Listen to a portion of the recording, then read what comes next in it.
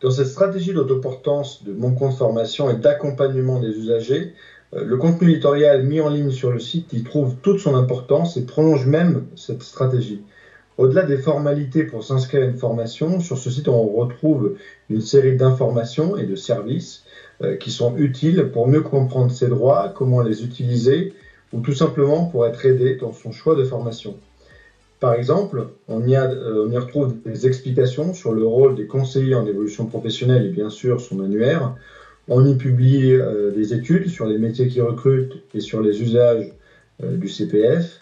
On a aussi des salons, des événements auxquels on peut y participer et bien sûr des informations sur les aides au financement qui sont disponibles pour les usagers.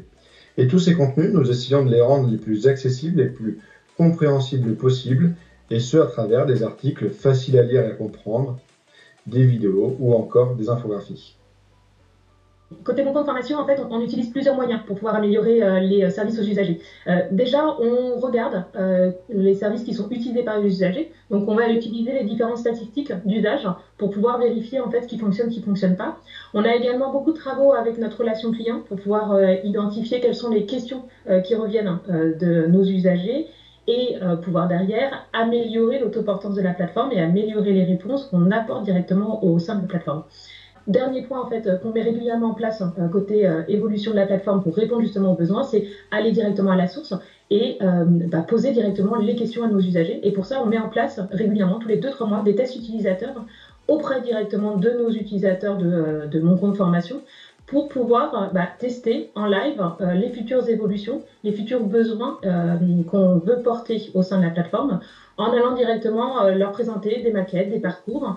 Par exemple, pour vous donner un cas concret, on travaille là actuellement à la refonte de la fac et des formulaires de contact.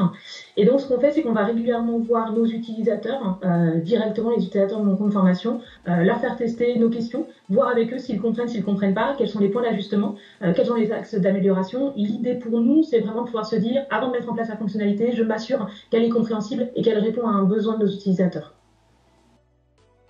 La plateforme Mon compte formation a été pensée pour que l'usager puisse faire ses démarches en toute autonomie et lui permettre de trouver l'ensemble de ses réponses sur le portail d'information et dans son espace personnel.